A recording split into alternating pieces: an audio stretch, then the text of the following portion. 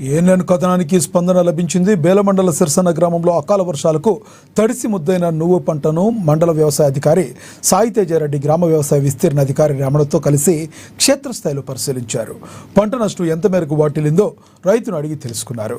అకాల వర్షాల వల్ల పంటలు నష్టపోయిన రైతుల పంట పొలాలను పరిశీలించామని ఏవో తెలిపారు. నష్టపోయిన రైతుల వివరాలను జిల్లా వ్యవసాయ అధికారి దృష్టికి తాము తీసుకెళ్తామని తెలిపారు. విత్తనాలు వేయడానికి ఇంకా సమయం ఉన్నందున తొందరపడి విత్తుకోవద్దని తెలిపారు. విత్తనాలు కొనుగోలు చేసేటప్పుడు నాణ్యమైన విత్తనాలను కొనాలని, విత్తనాల ప్యాకెట్లపైన గడువు తేదీలను చూసి కొనుగోలు చేయాలని సూచించారు. ఇతర రాష్ట్రాల నుండి అనుమతి లేని విత్తనాలు ఎవరైనా అమ్మితే క్రిమినల్ కేసులు పెడతామని హెచ్చరించారు.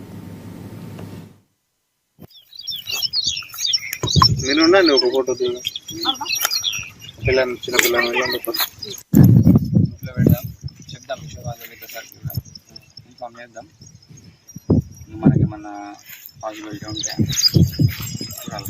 మీరు కూడా అనుకోలేదు అనుకుంటా కదన్నా. నెక్స్ట్ టైం నువ్వు మంచి పని. రోజు సిరిసన్న గ్రామంలో పంట నష్టంగా ఉందని చెప్పేసి చెప్తే రావడం జరిగింది. సో అకాల వర్షం కారణంగా 15-20 రోజుల ముందు వర్షాలు వచ్చేసరికి క్రాప్ డ్యామేజ్ కావడం జరుగుతుంది. మేము ఈ డ్యామేజ్ గురించి మా పై అధికారులకి ఇన్ఫర్మేషన్ పాస్ చేయడం జరుగుతుంది.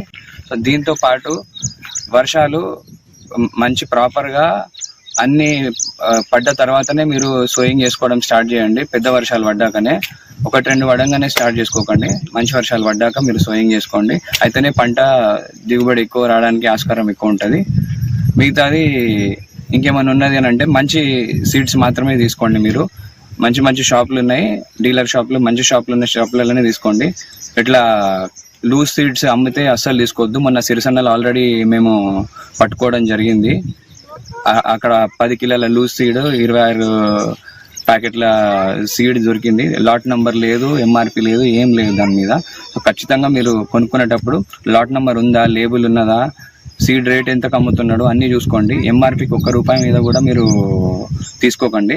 ₹901 ఉన్నది ఇప్పుడు మనకి ఒక ప్యాకెట్ విలువ. ₹901కి ₹1 ఎక్కువ అడిగినా కూడా మీరు తీసుకోకండి. అట్లాంటి ఏం ప్రాబ్లంలు ఉన్నా, ఏం ఇష్యూస్ ఉన్నా కూడా నా దగ్గరకు వచ్చి నాకు కంప్లైంట్ చేయండి.